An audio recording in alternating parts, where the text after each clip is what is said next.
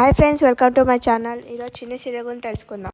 మన మ్యాడీ వచ్చి మధు తలుపు కొడతారనమాట. కొట్టగానే ఎవరు లేవకపోతే మ్యాడీ అయ్యో అందరూ పనుకున్నట్లున్నారు, లేట్ అయింది కదా అని అక్కడే పనుకుంటాడు. పనుకొని సారీ మమ్మీ, నేను బావకి మాట ఇచ్చాను కదా, నేను రాలేను, ఏమనుకోకు అని, నా చిన్నిని ఎప్పుడు కలుసుకుంటాను దేవుడా, నా చిన్నిని నాకు దగ్గర చెయ్యి అని మొక్కుతాడు దేవునికి. మహి ఎవరో తెలియనప్పుడు మ్యాడీ నా పక్కనే ఉన్నాడు, కానీ నిజం తెలిసాక దూరం అయిపోయాడు అని మధు బాధపడు. మధు కిటికీల నుంచి చూస్తుంది. మ్యాడీ ఏంటి ఇక్కడ పనుకున్నాడు, బయట పనుకున్నాడేంటి అని బయటికి వెళ్తుంది.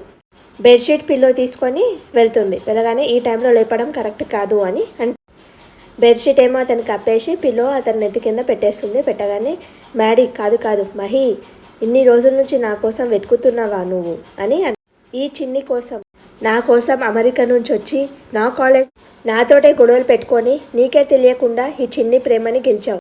ఫోర్హెడ్ మీద మన మధు కిస్ చేస్తుంది. ఆ దేవుని కూడా మన ప్రేమ బాగా నచ్చింది అనుకుంటా. ఇలా నన్ను పక్కన పెట్టి ప్రేమ ఆట ఆడుతూనే ఉన్నా. మధు చేయి పట్టుకొని పనుకుంటాడు. మ్యాడీ నీ చేయి తీయాలంటే నీ నిద్ర డిస్టర్బ్ అవుతుంది, కానీ ఇలానే పట్టుకొని ప్రేమగా నిన్ను చూస్తూ నీ పక్కనే ఉండాలని ఉంది. లోకి వస్తుంది. ఓ గాడ్, వీళ్ళేంటి హస్బెండ్ అండ్ వైఫ్లో ఇలా పక్కనే పనుకున్నారేంటి అని షాక్. మ్యాడీ మళ్ళీ ఇక్కడ ఎందుకు వచ్చాడు, వీళ్ళిద్దరిని చూస్తుంటే నాకే మండిపోతుంది, ఏం చేయాలని వాళ్ళ మీద వాటర్ కొట్టేసి వెళ్ళిపోతుంది. మధు నువ్వేంటి ఇక్కడ పనుకున్నావు అని మ్యాడీ అడుగు. నువ్వేంటి ఇక్కడ కింద పనుకున్నావు, నన్ను లేపొచ్చు కదా అంటే, లేదు మ్యాడీ నువ్వు పనుకున్నావు, దుప్పటి తింద ఇద్దామని వచ్చేసరికి నువ్వు నా చేయి పట్టుకొని పనుకున్నావు, అందుకనే డిస్టర్బ్ ఎందుకు చేయాలని అలానే నేను ఇక్కడే పనుకున్నాను అని మధు.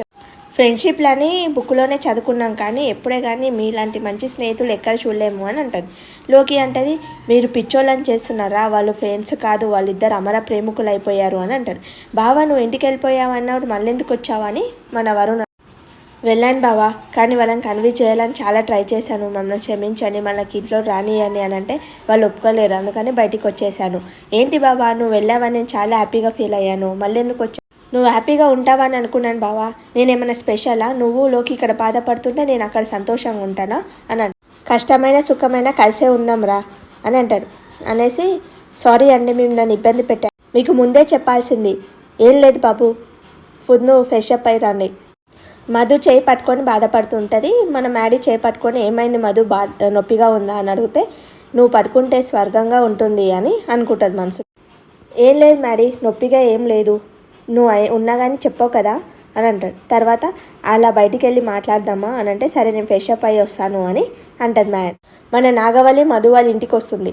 ఏం మందు పెట్టావే, ఏం మాయ చేసావే, వాడు నీ దగ్గరకు వస్తున్నాడు, ఎందుకు వచ్చావే మా జీవితంలోకి, నువ్వు ఎప్పుడు కనపడినా మాకు దరిద్రం చుట్టుకునేట్టే ఉంటుంది.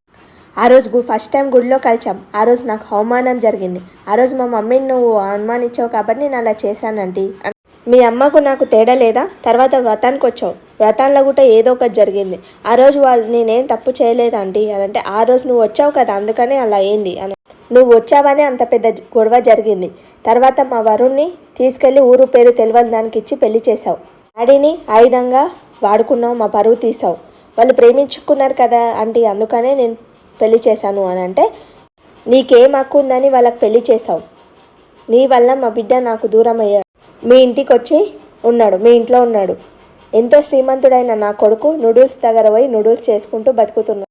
ఆంటీ అలా ఎందుకు జరిగిందంటే, నోర్మి నువ్వేం మాట్లాడకు, మా వాడిని వీడిపాలు చేసింది కాకుండా మళ్ళీ ఎక్స్ప్లెనేషన్ ఇస్తున్నావా, సిగ్గు లేదు నీకు మాకు ఏం సంబంధమే, నీకేం అపకారం చేశామని మా జీవితాల్లోకి వచ్చావు, మా మ్యాడీని శనిలా పట్టుకొని పీడిస్తున్నా, వాడు చిన్నప్పుడు చిన్ని అని ఒక దయ్యం పట్టింది వానికి, ఆ దయ్యాన్ని వదిలించడానికి వానికి ఫారెన్కి పంపించు, వాడు ఫారెన్ నుంచి వచ్చాక ఆ దయ్యం వాడిని వదలలేదని నాకు తెలుసు, ఆ దయ్యం ఎక్కడో ఉంది, వాడిని పట్టి పీడిస్తుంది, అది చాలదన్నట్లు నువ్వు ఒక దానివి తయారయ్యావా, కనపడని ఆ దయ్యం కనిపించే ఈ దయ్యం ఇద్దరు కలిసి నా కొడుకు జీవితాన్ని నాకు దూరం చేస్తున్నారు. మేడం మీరు చాలా ఆవేశంలో ఉన్నారు, నేను మీ అబ్బాయిని మిమ్మల్ని దూరం చేయాలని అసలు అనుకోలేదు, వాళ్ళు ప్రేమించుకున్నారు కాబట్టి వాళ్ళిద్దరిని కలపాలని పెళ్లి చేశారు, వాళ్ళు ఎక్కడ ప్రాణాలు తీసుకుంటారని మీకు కోపం వస్తుందని తెలిసి కిట మేము వాళ్ళకి పెళ్లి చేశాం, మమ్మల్ని క్షమించండి, వాళ్ళ ప్రాణాలు తగ్గుతాయి అనుకున్నాను, కానీ మీ అబ్బాయి మీ నుంచి దూరం అవుతారని నేను అనుకోలేదు, ఇప్పుడు దూరం అయ్యాడు కదా, మా ఇంటికి పంపించే ప్రయత్నం చేయాలి కదా,